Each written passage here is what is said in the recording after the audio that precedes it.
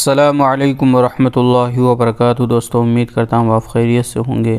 मैं हूँ मोहम्मद मकसूद कासमी और आप देख रहे हैं बाग़ मदीना यूट्यूब चैनल। दोस्तों, जैसा कि हम और आपको पता है कि मुल्क शाम के अंदर और तुर्की के अंदर इस वक्त क्या हालात हैं।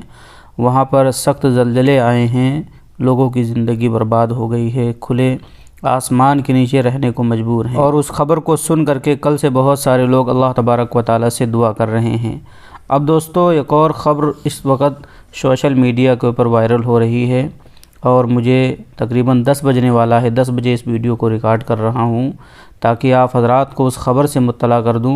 अब वो ख़बर ऐसी है क्योंकि सोशल मीडिया का दौर है, यहाँ कुछ भी वायरल हो जाता है।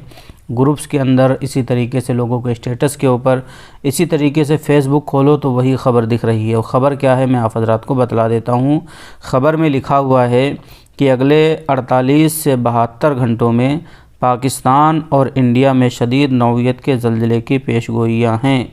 बराए मेहरबानी अपने तमाम मिलने वालों को ये मैसेज भेज दें और अल्लाह से इस्तिग़फ़ार करने की दरख्वास्त करें।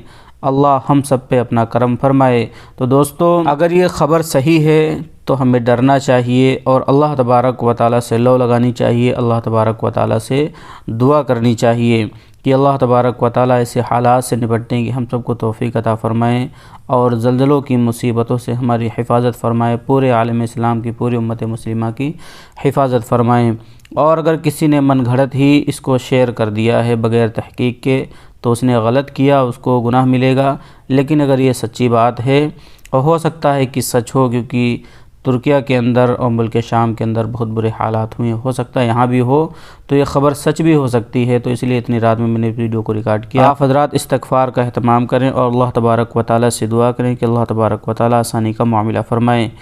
दोस्तों, आपका इसके मुताल्लिक़ क्या कहना है कमेंट करके बतलाइए और पहली बार अगर चैनल पर आए हैं तो बराए मेहरबानी सब्सक्राइब कर लें। चलिए दोस्तों, फिर मिलते हैं इंशाअल्लाह जल्द ही किसी नए वीडियो में किसी नए टॉपिक के साथ। अस्सलामु अलैकुम वरहमतुल्लाहि वबरकातुहू।